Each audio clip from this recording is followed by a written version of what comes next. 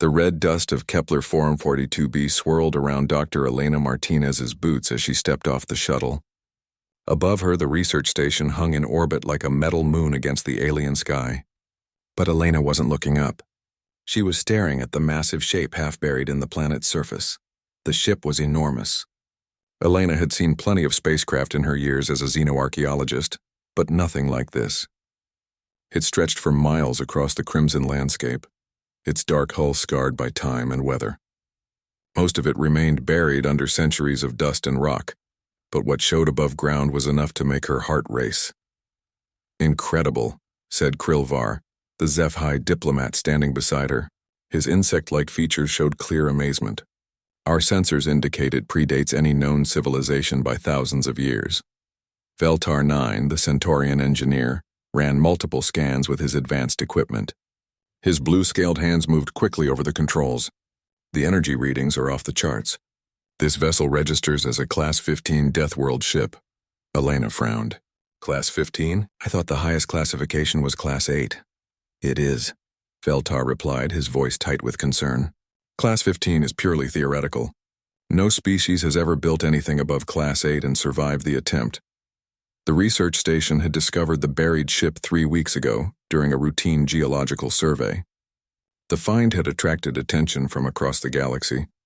Representatives from a dozen different species had arrived to study what might be the most significant archaeological discovery in galactic history." Elena watched as the first exploration team approached the ship. The team consisted of crystalline consortium specialists known throughout the galaxy for their advanced technology. They moved confidently toward what appeared to be an entrance, their equipment humming with power. Then something strange happened. The team stopped suddenly as if they had walked into an invisible wall. They tried different approaches, different angles, but they could not get within 50 meters of the hull. Their leader, a tall crystalline being named Zelketh, made frustrated clicking sounds as his team's efforts failed completely. "Fascinating," Krilvar observed. "The ship appears to be protecting itself." Next came a team of Titanium Imperium warriors. These beings were famous for their strength and determination. They had conquered half the galaxy through sheer force of will, but they fared no better than the consortium specialists. Their weapons could not penetrate whatever barrier surrounded the ship. Their strongest warriors could not push through the invisible field. Elena was studying the ship's exposed hull when she heard the familiar sound of human shuttles approaching. She turned to see 3 small craft descending from orbit, bearing the blue and white markings of Earth's exploration corps. Captain Jake Morrison emerged from the lead shuttle, followed by Lieutenant Amy Foster and Engineer Rick Santos. Elena knew Jake from previous missions. He was a good officer, experienced and level-headed, but she wondered what humans could accomplish where more advanced species had failed. Jake approached the group of alien scientists and diplomats. "Dr. Martinez," he said with a nod. "Heard you found something interesting." "More than interesting," Elena replied. "But we can't get near it. Some kind of defensive barrier." Jake studied the massive ship for a long moment. Then without a word, he began walking toward it. "Captain Morrison," Zelketh called out, his crystalline voice ringing with authority. "That is inadvisable. Our most advanced teams have been unable to penetrate the ship's defenses." Jake paused and looked back. "Well, they're not human teams." Elena felt her breath catch as Jake continued walking toward the ship. She expected him to hit the same invisible barrier that had stopped all the others. Instead, something remarkable happened. As Jake got closer to the ship, lights began to flicker along its hull, dim at first, then brighter, pulsing in rhythmic patterns that seemed almost like a heartbeat. The sound of ancient machinery came to life deep within the vessel. The alien observers stepped back in alarm, but Jake kept walking. When he reached the point where others had been stopped, he simply kept going. No barrier blocked his path. Amy and Rick followed close behind him, and the ship responded to them as well. More lights activated, creating intricate patterns across the hull. Then, with a deep rumbling sound that shook the ground, a section of the hull opened. A ramp extended from the ship, coming to rest just a few feet from where Jake stood. Warm light spilled out from the opening, and Elena could feel a gentle breeze carrying the smell of recycled air.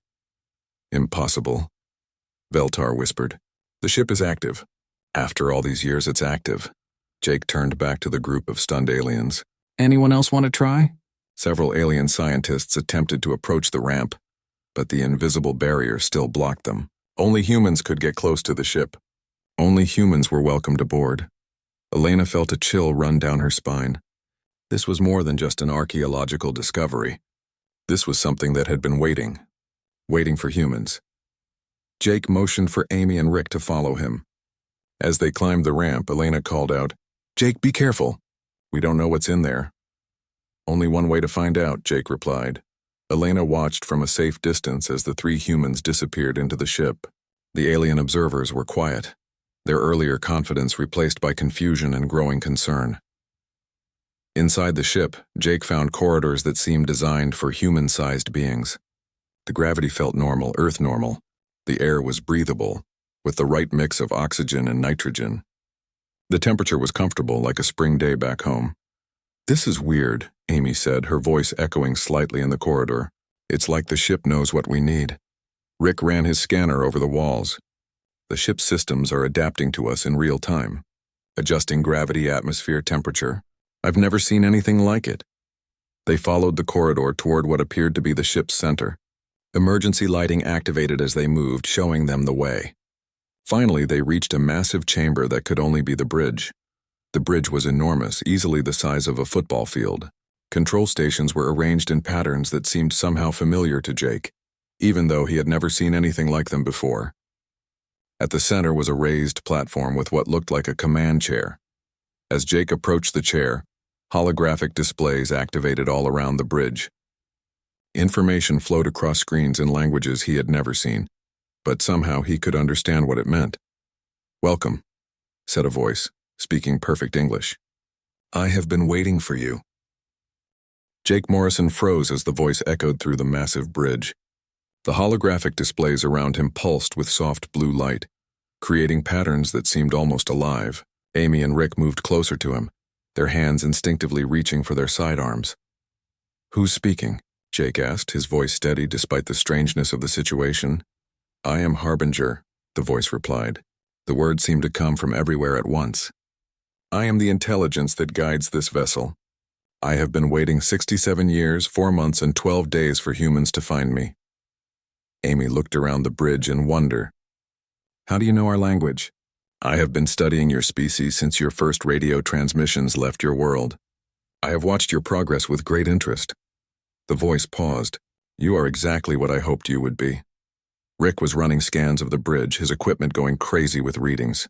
"Jake, this technology is beyond anything in the Galactic database. The processing power alone is impossible by current standards." Harbinger seemed pleased by this observation. "This vessel was built by the predecessors, the first great civilization of this galaxy. They vanished long ago, but they left their greatest achievement behind, ships like me, waiting for the right species to claim them." Jake walked toward the command chair, feeling drawn to it. "Why us? Why humans?" "Because you are like them," Harbinger explained. "The predecessors did not evolve on a peaceful world. Their home was a place of constant danger, where only the strongest and most adaptable could survive. They built their technology to match their nature." As Jake sat in the command chair, the entire bridge came alive. Thousands of displays activated, showing star maps, technical readouts, and information streams that boggled the mind. But somehow Jake could understand it all. The ship was sharing its knowledge directly with him. Meanwhile, back on the planet's surface, the alien observers watched the ship with growing alarm. The hull was now covered in pulsing lights, and energy readings were off the scale. Dr. Martinez stood with Krilvar and Veltar, monitoring communications with the human team inside the ship. "This changes everything," she said quietly. "If humans can operate predecessor technology—" "It is impossible," Zelketh interrupted, his crystalline form vibrating with agitation. "Humans are a young species. They have barely achieved interstellar travel. They cannot be the inheritors of the galaxy's most advanced civilization." But the evidence was right in front of them. The ship that had refused to respond to any other species was now fully active, responding only to human control. Inside the ship, Jake was learning things that made his head spin. The vessel wasn't just a ship, it was a mobile civilization. It contained manufacturing facilities that could build entire fleets. Its weapons could destroy planets. Its shields could withstand the explosion of a star. This is a Class 15 Deathworld vessel, Harbinger explained. It was designed to operate in conditions that would destroy lesser ships instantly. Solar flares, black holes, the space between galaxies where reality itself becomes thin. Amy was studying the navigation systems. Jake, according to these star charts, there are dozens of worlds marked as death worlds. Earth is on this list. Rick looked up from his examination of the engineering stations. The ship's database has extensive files on human psychology and behavior. It's been studying us for decades. Harbinger confirmed this. I have observed how humans respond to crisis. Other species seek committee decisions and careful planning. Humans adapt quickly and act on instinct. This is exactly what predecessor technology requires. Jake stood up from the command chair, his mind reeling with new information. What happened to the predecessors? Where did they go? They transcended physical existence, Harbinger replied. But first they prepared for others like them to follow. They built ships like me and sent us to wait in places where worthy species might find us. The ship's systems continued to activate around them. Massive engines that had been silent for millennia began to warm up. The manufacturing bays started running diagnostics. Weapon systems that could level continents powered up to standby mode. The other species won't like this, Amy observed. Humans having access to this kind of technology will upset the entire galactic balance of power. That is not my concern, Harbinger said. I was built to serve those who can truly use me. The HFY are careful and methodical, but they lack the adaptability for crisis situations.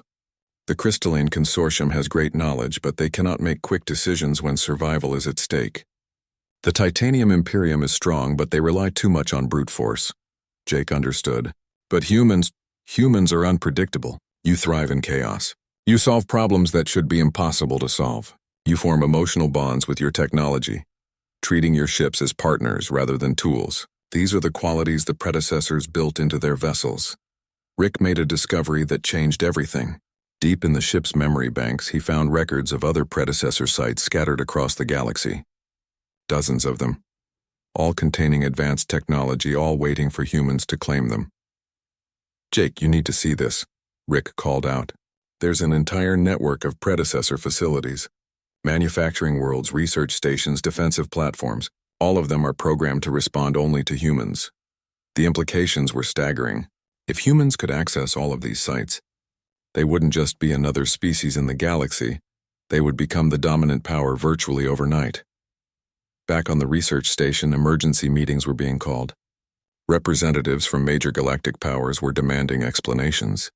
How could a species as young as humanity have access to technology that had been hidden from them for centuries? Supreme Arbiter Zelketh was particularly upset. This cannot be allowed to stand.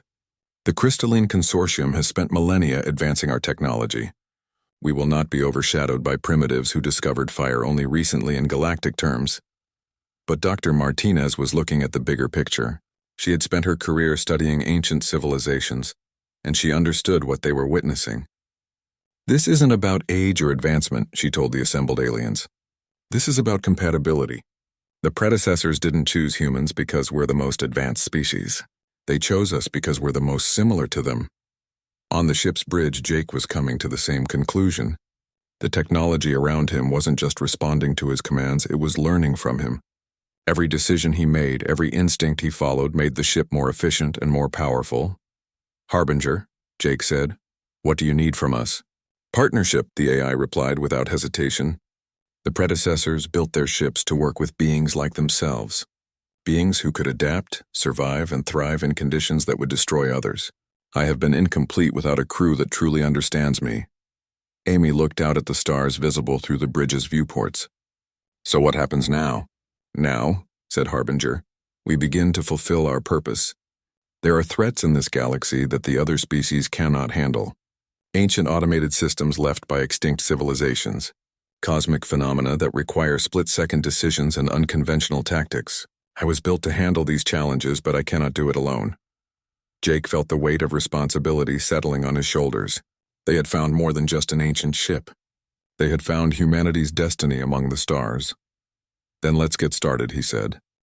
The bridge of the predecessor ship had become Jake Morrison's second home over the past week. As he studied the vast archives that Harbinger continued to unlock for him, The true scope of what they had discovered became clear. This wasn't just about one ship or one species. This was about understanding the galaxy's hidden history. "Show me more about the predecessor's homeworld," Jake requested, settling into the command chair that had begun to feel perfectly molded to his body. Harbinger complied, and the bridge transformed into a three-dimensional recreation of an alien world. But this wasn't the peaceful, garden-like planet that most species called home. This was a nightmare landscape that made Earth's most dangerous environments look comfortable. Massive storms raged across continents, with winds that could level mountains. The oceans boiled with volcanic activity, sending toxic clouds into an atmosphere that shifted between deadly extremes. Predators the size of buildings stalked through jungles where every plant seemed designed to kill. Earthquakes split the ground regularly, creating chasms that glowed with molten rock. Their world was dying, Harbinger explained, as the images played out around them. Not quickly, but over millions of years. The predecessors had to adapt constantly or face extinction. This shaped everything about them. Amy Foster studied the holographic recreation with fascination and horror. How did anything survive on that planet? "By becoming more than their environment," Harbinger replied. The predecessors developed technology not for comfort, but for survival in impossible conditions. Every tool, every machine, every ship was built with one purpose: to keep working when everything else failed. Rick Santos was examining technical specifications that Harbinger had shared about predecessor engineering. "Their materials can withstand temperatures that would vaporize our best alloys. Their power systems can operate in gravity fields that would crush our ships into atoms. This is beyond advanced. This is survival technology, taken to its ultimate form." The historical records painted a picture of a species that had faced extinction dozens of times and survived each crisis by adapting and innovating. They had learned to build cities that could weather planet-killing storms. They had developed agriculture that could grow food in toxic soil. They had created transportation that could navigate through conditions that would destroy any other vehicle. "But why did they leave?" Jake asked. Harbinger's response carried something that almost sounded like sadness. They grew beyond the need for physical existence. After millions of years of fighting to survive, they achieved a form of consciousness that no longer required bodies or worlds. But they remembered what it was like to struggle to adapt, to survive against impossible odds. The ship's archives revealed that the predecessors had spent their final millennia searching the galaxy for other species that shared their fundamental nature. They had found many intelligent civilizations, but most had evolved on worlds that were safe and stable.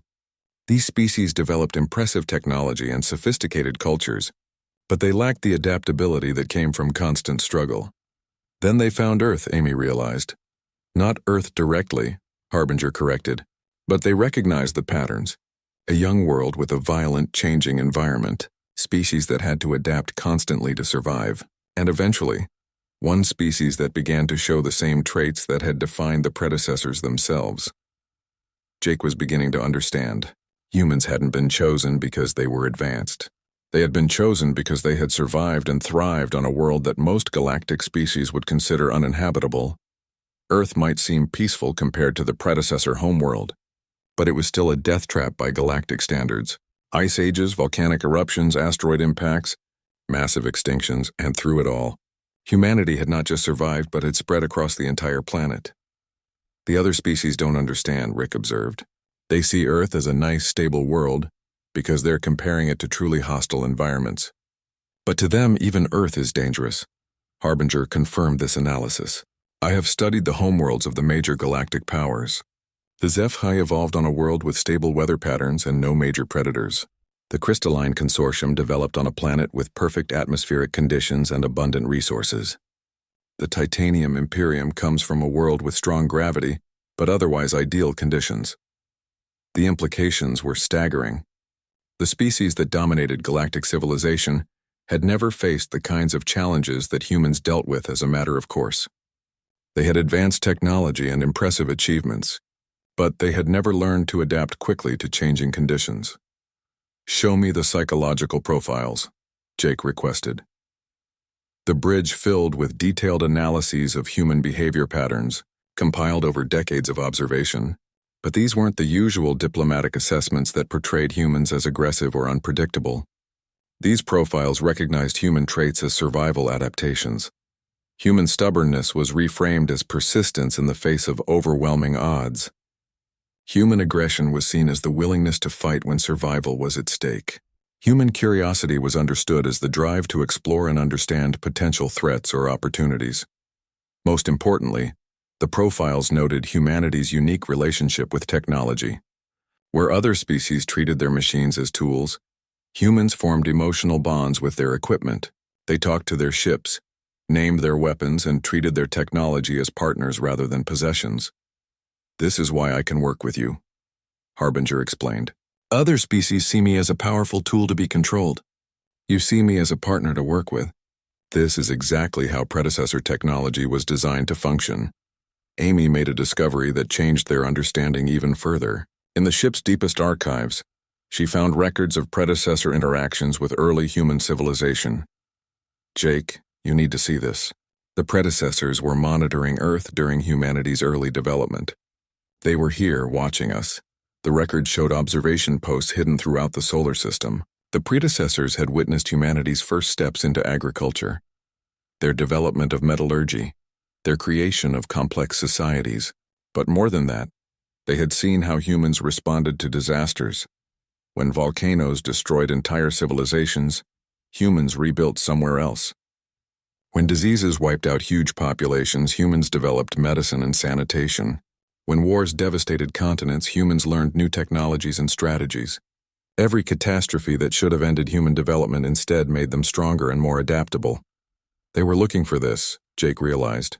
They were waiting to see if humans would develop the same traits that had defined the predecessors. Rick found technical specifications that made his engineering background almost useless. Predecessor technology didn't just respond to user input. It evolved based on how it was used. The more chaotic and unpredictable the situation, the more effectively the technology performed. "It's like they designed their ships to thrive on crisis," he said in wonder.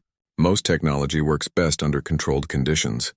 This stuff works best when everything is going wrong." The ship itself was proof of this principle. Since the humans had come aboard, its systems had become more efficient and more powerful with each passing day. Harbinger was learning from human decision-making patterns and incorporating those lessons into every aspect of the ship's operation. But perhaps the most important discovery came when they accessed the predecessor's final message to whoever might find their legacy. The bridge darkened, and a figure appeared in the center of the command area. It was clearly not human, but it shared certain characteristics.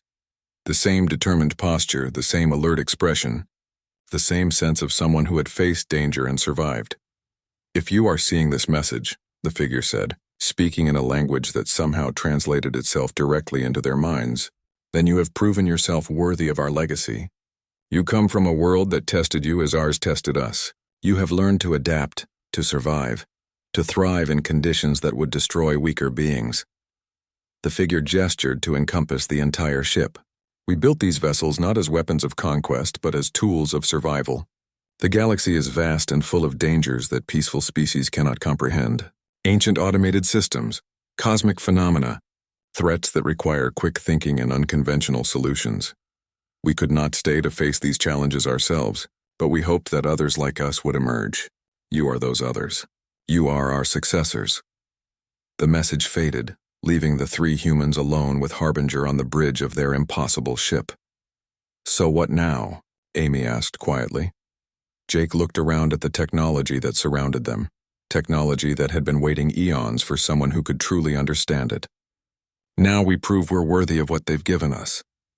News of the human success with the predecessor ship spread through galactic civilization like wildfire. Within days, the quiet research mission at Kepler 442b had become the most watched event in the galaxy.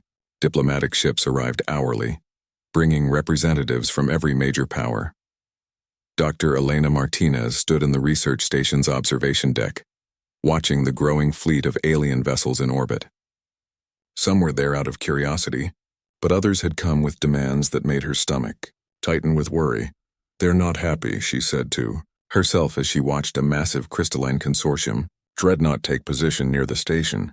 The situation on the planet's surface was becoming tense. Supreme Arbiter Zelketh had established a temporary command center and was making increasingly aggressive demands about the predecessor ship. This technology cannot remain in human hands, Zelketh declared during an emergency session with the other alien representatives. Humans are too young, too unpredictable. They lack the wisdom to use such power responsibly. High Commander Threshmore of the Titanium Imperium agreed. Our civilizations have maintained galactic peace for thousands of years. We cannot allow primitives to upset that balance with weapons they cannot understand. But Jake Morrison wasn't interested in political arguments. He had spent 2 weeks learning from Harbinger, and the more he understood about the ship, the more he realized how much the other species misunderstood both humans and predecessor technology. They keep talking about weapons, he told Amy and Rick as they worked on the bridge, but that's not what this is about. Harbinger isn't a weapon. It's a survival tool taken to its ultimate form. Rick was studying the ship's manufacturing capabilities. Jake, the things this ship can build? We could construct a fleet that would make every other military in the galaxy obsolete. That's exactly what scares them, Amy observed. They've been the dominant powers for so long they can't imagine anyone else being capable of that kind of responsibility. Harbinger had been listening to their conversation. The other species are limited by their own experiences, the AI said.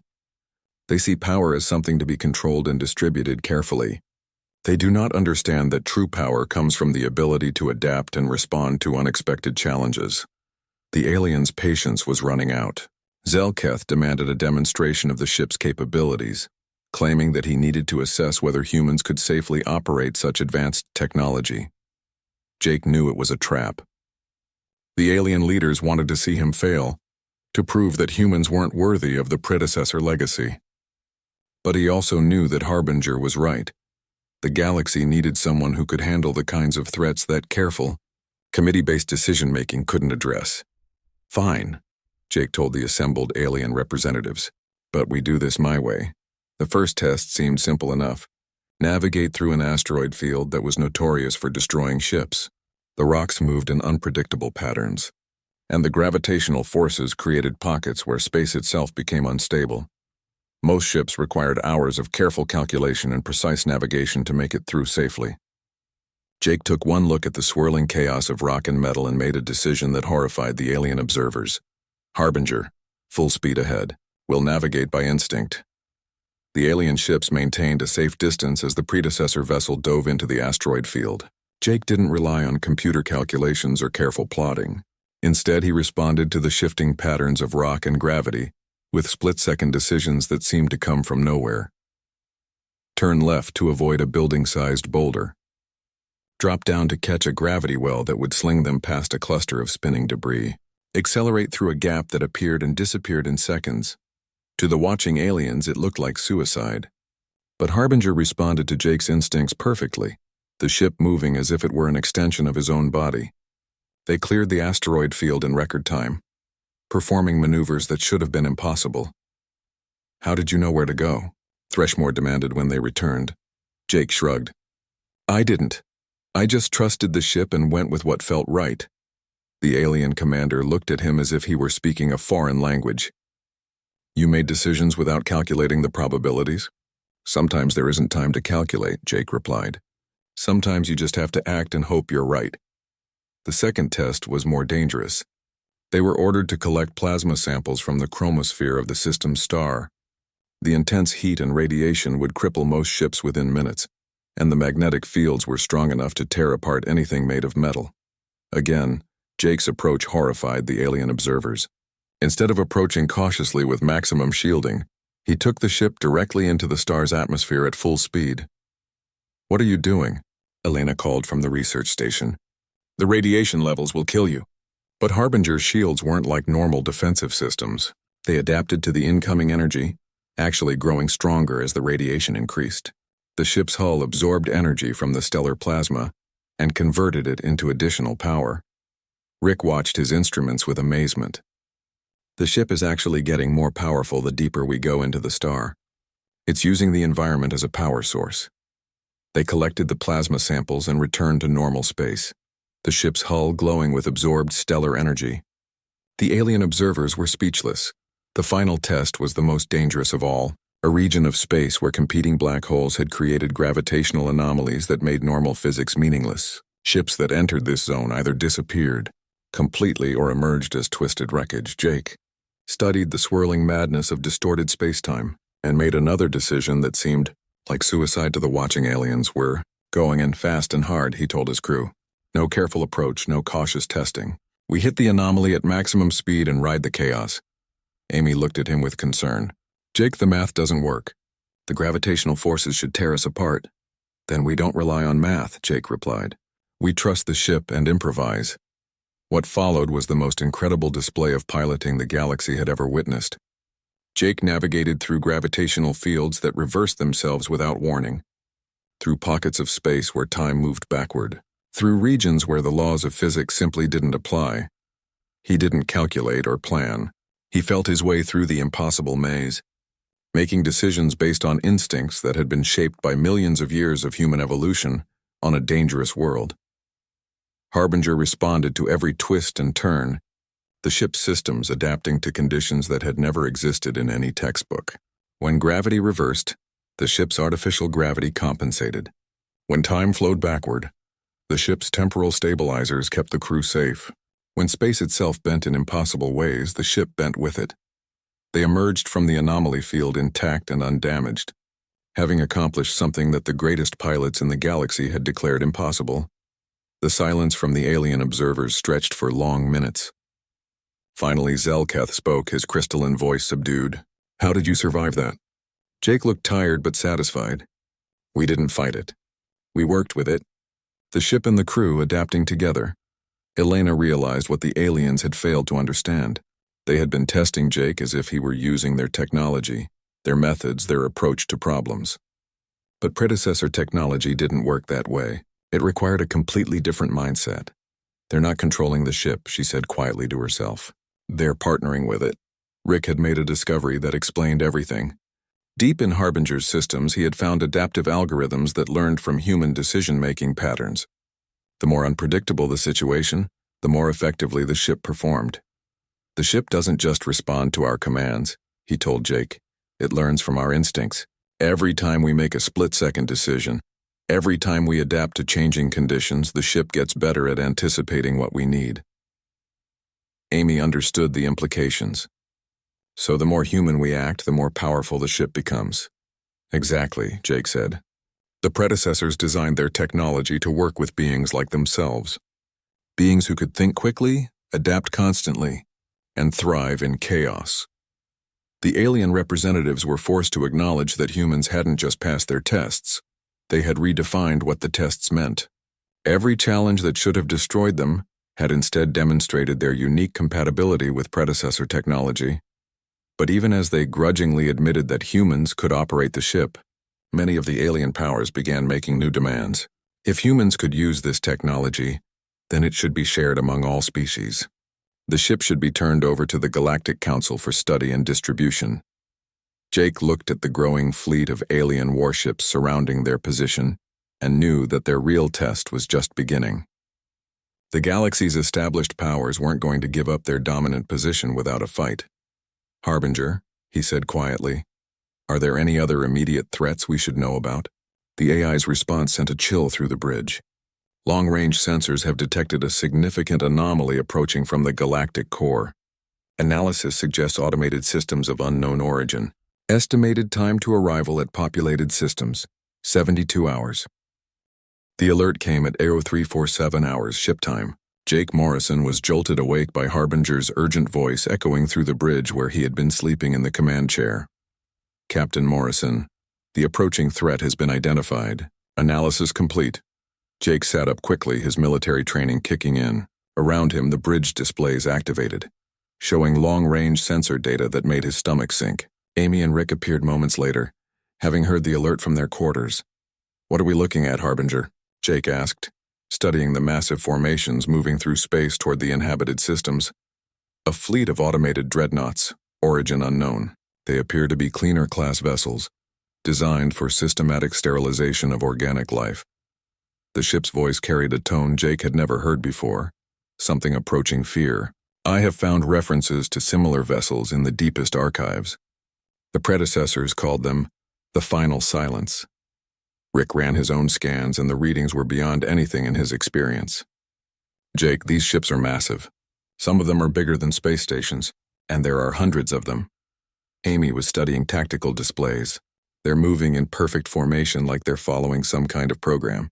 No communications, no deviation from course. They're heading straight for the most populated systems in this sector. Dr. Elena Martinez's voice crackled over the communication system from the research station. Jake, are you seeing this? Every species in the galaxy is going into emergency mode.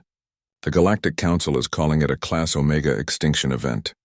Jake could see the alien fleets in orbit beginning to reposition themselves, but their movements looked panicked and disorganized. Ships that had been threatening each other hours ago were now desperately trying to form some kind of defensive line. Supreme. Arbiter Zelketh's transmission reached the predecessor ship with obvious desperation. Captain Morrison, our analysis indicates these cleaner vessels possess technology that surpasses our most advanced weaponry. Our fleets cannot stop them. We request your assistance. Jake looked at Amy and Rick. A day ago, these same aliens had been demanding that humans surrender the ship to more qualified species. Now they were begging for help against a threat they couldn't handle. What do you think, Harbinger? Jake asked. Can we stop them? Unknown, the AI replied honestly. These vessels were designed to be unstoppable by conventional means. However, I was built specifically to handle threats that conventional tactics cannot address. Elena's voice came through the comm again. Jake, the cleaner fleet will reach the HFY home system in 18 hours. 3 billion lives. The weight of the decision settled on Jake's shoulders. Every instinct told him to help, even if it meant risking the ship and crew. But this wasn't just about saving lives. This was about proving that humans deserve the trust the predecessors had placed in them. Amy? Rick? Are you with me? He asked. Always, Amy replied without hesitation. Someone has to try, Rick added, checking his engineering systems, and we're the only ones with a ship that might actually make a difference. Jake opened a channel to all the alien fleets. This is Captain Morrison. We'll intercept the cleaner fleet, but we do this our way. No interference, no second-guessing, no committees. If you want our help, you follow our lead. There was a moment of stunned silence before Zelketh responded. Agreed, but how can one ship, even one as advanced as yours, stop an entire fleet? You're about to find out, Jake said. Harbinger began calculating jump coordinates. Captain, I recommend we engage the cleaners in the neutral zone. The space there is more conducive to unconventional tactics. Jake nodded. Do it. The ship's jump drive activated and reality folded around them. When space returned to normal, they were facing the cleaner fleet across a distance that would normally be considered suicidal for engagement. The alien fleets that had followed them hung back at what they considered a safe distance, their sensors focused on the upcoming battle.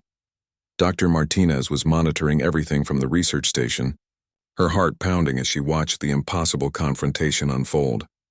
The cleaner ships were exactly as horrifying as Jake had expected. They were geometric nightmares, all sharp angles and weapon ports designed with no consideration for the beings who might crew them. Because Jake realized there were no crews. These were machines built by a long-dead civilization, programmed to eliminate all organic life they encountered. They're scanning us, Rick reported. Energy levels are off the charts. These things could vaporize planets. Let them scan, Jake said calmly. Harbinger, show me what you can do. What followed was unlike any space battle in recorded history. Jake didn't approach the problem like a traditional naval commander. He didn't form battle lines or plan careful tactical maneuvers. Instead, he treated the cleaner fleet like another obstacle to be navigated, another environment to be survived. The predecessor ship dove directly into the enemy formation at impossible speed. Cleaner vessels that should have destroyed it with their first salvo found their targeting systems unable to lock onto a ship that moved with such unpredictable patterns. Jake didn't follow standard combat doctrine. He twisted and turned through the enemy fleet, making decisions based on split-second instincts that seemed to come from nowhere. When a cluster of cleaners tried to surround him, he accelerated directly toward them and then used their own gravity fields to slingshot past their weapons. Harbinger responded to every maneuver perfectly, the ship's systems adapting and evolving with each new challenge. When the cleaners used weapons that bent space-time, the ship's shields learned to bend with them, When they deployed reality distortion fields, the ship's navigation systems found ways to navigate through impossible geometry. But Jake's most devastating weapon wasn't firepower. It was creativity. The cleaners were programmed to fight conventional opponents using conventional tactics. They had no protocols for dealing with someone who treated combat like an extreme sport. When massive cleaner dreadnoughts tried to trap him in crossfire, Jake flew his ship directly through one of them, using Harbinger's adaptive hull to phase through solid matter at precisely the right frequency. When automated mines created deadly kill zones, he used the mine's own explosions as cover while his ship absorbed their energy. Amy and Rick watched in amazement as their displays showed impossible readings.